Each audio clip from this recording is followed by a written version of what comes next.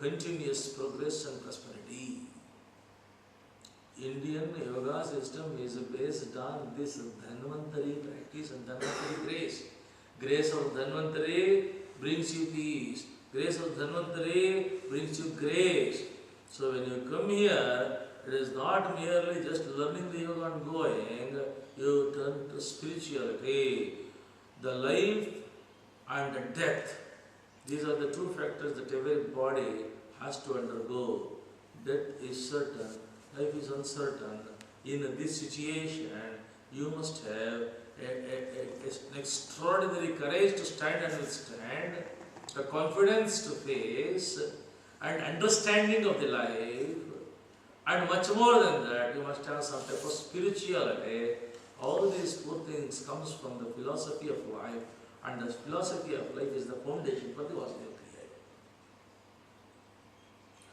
When we come to a yoga center, it is not merely learning yoga, it is learning how to live the life. How to live the life. That means to say, I told you, your mental alertness and physical energy, both are provided here. You become brave, bold to face the modern brave world of advanced science and technology. But much more than everything, every time when he talks, you must have understood and observed it. He emphasizes on the character, the morality, the ethics, the dharma, the niti, the satya, the ruta, the truth, and the reality. You cannot live in the world of illusion. You must stand on reality. You must know the reality. You must know the truth. Then you will stand on the ground reality. Then you will understand the grand reality. In any transaction, in any relationship, in any concept, in any plan, you cannot simply imagine us to jump. You must stand on ground reality. That is, what is the meaning of reality? Truth, satya, ruta. That comes from character. Character tells you, be righteous. Righteousness, nobility, truth, reality, and ruta, dharma. These are the things invisibly which protects you and your family at all times, at all cost. Even though in the modern world of deceit and cheat, it looks as if the people who make schemes, they will win and they will conquer. But if you study the history, 10,000 history of the whole humankind, of all parts of the world, it is only the people who stand on morality, on ethics and character, they have succeeded. It is their ventures, their adventures, their efforts which have become durable, continuous, stable, successful in the long run. Not the temporary attempt to cheat or fraud, defraud the others. So the character is important.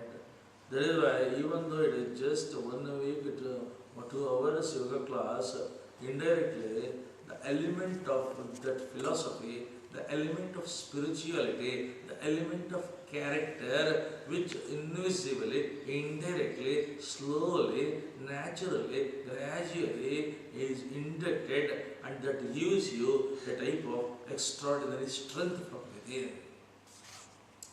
Much more than that, I have made an observation between the people who practice yoga and the people who doesn't practice yoga. Generally, people who have practiced yoga, practicing yoga, can make very good determination. Because you know how to bend the body, you have all the flexibilities, and you can actually withstand the temporary pains and pressures of bending the body. You develop that grit and determination. You can stand and withstand against the pains and the pressures of the body and the mind, which enhances the determination. And all the greatest success and achievements and accomplishments in the world comes, and it has come only for the people who have determined to achieve, and they have achieved it.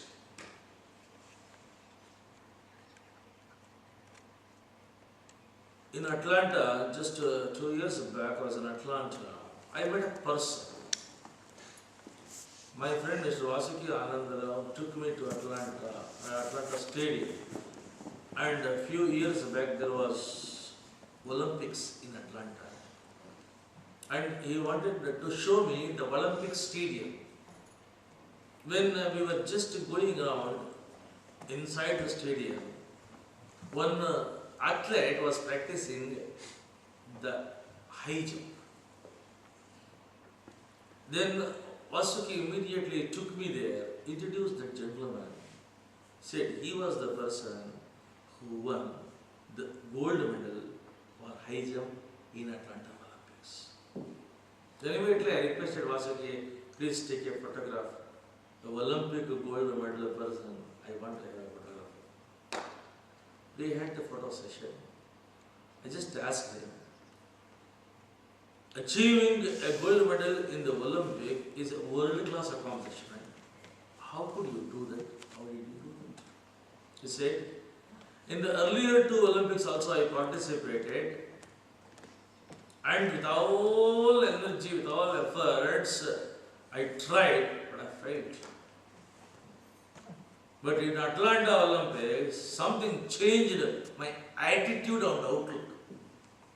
It is not the physical jump that was changed, my attitude was changed, and I changed my attitude.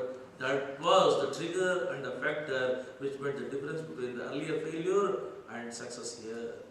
But I asked him, what made you to succeed in the Atlanta Olympics, which you could not do in the other two Olympics? He said, in the other two Olympics, I was just doing the jump. In the Atlanta Olympics, I threw my heart first, my body followed. I asked him, what do you mean by that? He said, I understood one thing. Any work that you undertake, put your heart, throw your heart, body follows. It's a remarkable piece. Any work that you undertake, I told him, I am grateful to you. I learned a wonderful lesson from you. You just told, you earned that Olympic gold medal because you threw the heart first, body automatically followed. But it is a wonderful clue for me. Any work that I have to take, I must put my heart first, everything follows. For the yoga people, here is an advantage. You can do the determination. Putting heart means what? It is not taking out the heart physically. Determining. Determining. Come what may. Come what may. I am going to do it. Come what may. Nobody can stop me. I have become unstoppable. I will achieve that. For example, you just go and stand by the side of the river. Look at the river. Water flows here. 1,300 miles behind the ocean. Water knows pretty well here itself where it has to go, which is the destination, which is the place where it has to reach the ocean, which is the ocean for which it has to go, which is the way through which it has to go. It knows the objective and the destination very clearly, 1,000 miles, 2,000 miles behind. Clearly identifying the goals and the objectives which water has done. Then it moves, it is dynamic, it flows, never stops, never sticks, never be static, never stagnant, never stationary. It is dynamic, it moves, it flows towards the direction.